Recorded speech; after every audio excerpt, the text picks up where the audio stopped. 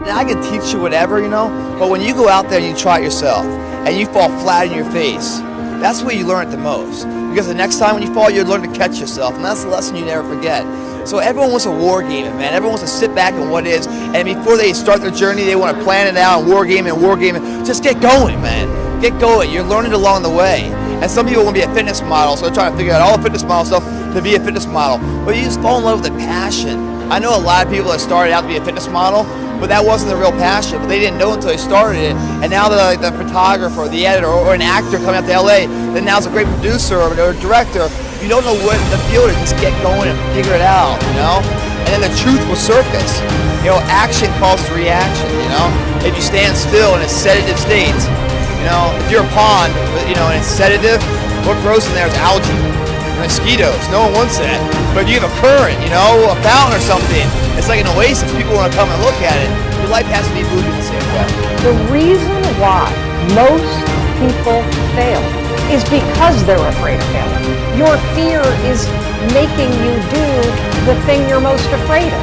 You fail because you don't try. The day that you start living your life according to everybody else's opinion is the beginning of the end. Most of y'all, I see it every day, all day. Most of you guys don't actually know your self-worth. You don't know your self-value. Changing is not easy. Changing your life, changing habits, reinventing yourself, picking yourself up after life has knocked you flat on your back. I've got to say, when life knocked you down, try and land on your back, because if you can look up, you can get up. I truly believe that thoughts are the greatest vehicle to change, power, and success in the world. Everything begins with thoughts. Most of us in life, we work so hard for things. We think life's going to be a certain way, but as you're going to discover, life is never a straight line. When you guys are sitting on the couch or wherever you're watching this, so take that first step towards greatness. It's very hard. That's the hardest step of everything, that first step, right? That first step towards greatness is hard. What's a lot harder is when time expires in life. You look back on your life knowing you could have been great. That's something you can't control anymore because time's run out. Create the highest, grandest vision possible for your life, because you become what you believe. If you were to ask me what is the secret to my success, it is because I understand that there is a power greater than myself. You will fail your way to success. It doesn't matter how many times you fail. It doesn't matter how many times people tell you that you can't do it. It doesn't matter if you don't have a dime in the bank. You will fail your way to success. Most people are not accumulating wealth. Most people are living in poverty. Most people are living far below their potential. Not because they don't have the capacity, not because they have not been given authority and dominion over everything on the face of the earth. But most people are living like they're living because of the fact that they don't believe they can have any more than what they now have. Somebody said if you want to lose something, lose money, but don't lose time. My thinking is that you guys remember, if you want to be successful, learn from the other people's mistakes. Don't learn from the successful stories. Successful stories they make, don't listen to that. There are a lot of reasons behind it. Just like I remember the first time Harvard Business School came to us, say, Jack, we want to write a case study for you. Yes, years 2001 or 2000. They came, they spent 1 week and they write a report, and I read, no, I said, this is not me. And they said, this is you. I said, no, this is not us. He said, this is you. So they make up his sign, and the case study go up, and they start to teach in a lot of universities. The next 5 years, they invited me to go to the case study, and they always find a competitor of my company. And after every case study, Alibaba will die, that company will succeed. All the students agree. And actually, every 5 years, all the competitors die, we still survive. So how can you study this kind of a successful story? Learn from the mistakes, the other people. No matter how smart you are, you will encounter these mistakes. You learn from mistakes not because you will be able to avoid mistakes. You were able to, when these mistakes come, this suffer comes, you know how to deal with it. how to face it. The book I want to write, if I want, if I can, is Alibaba 1001 Mistakes. This is the most treasurable things that in my life. In my life, it's not how much we achieved, it's how much we gone through the tough days and mistakes. And this is what, if you start to think now, would be good.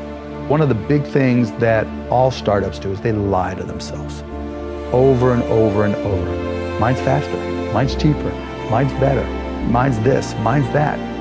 No, it's not. And the reason it's not is because whoever it is you're competing with, it's not like they're ignoring you. It's not like, oh my goodness, this guy just started on Shopify in the startup competition. He's doing $1 million this year. Woe is me, I might as well close up the doors.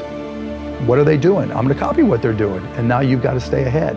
And so, you've got to be very careful as an entrepreneur to be brutally honest with yourself. And those are some of the things that you'll hear from me as a mentor, that know what you know what you don't know, but you've got to know your business better than anybody. I don't know if you'd agree with me on this, but in many ways, one of the key factors to legendary success isn't your natural ability.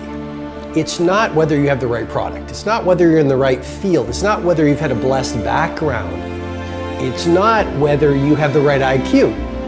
I want you to really think about and deconstruct and play with, maybe later tonight in your journal.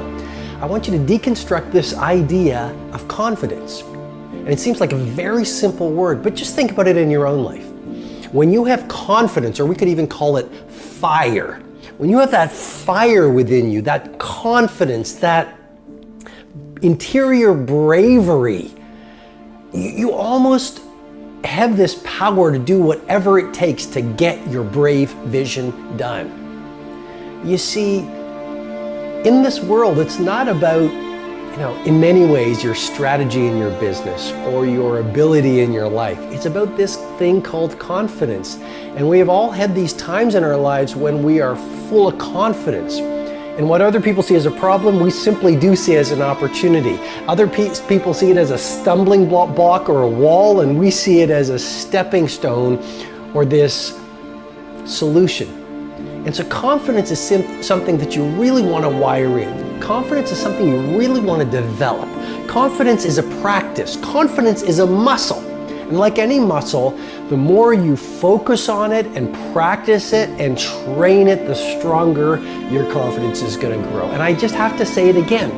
When you are at a place in your life when there is an ongoing, steady stream of confidence moving through your mindset, moving through your heart set, you do the heroic in your business and you achieve the remarkable in your life. Most people have great goals. I want to increase my income and lose weight and get out of debt and be thin and happy and healthy and have a wonderful family.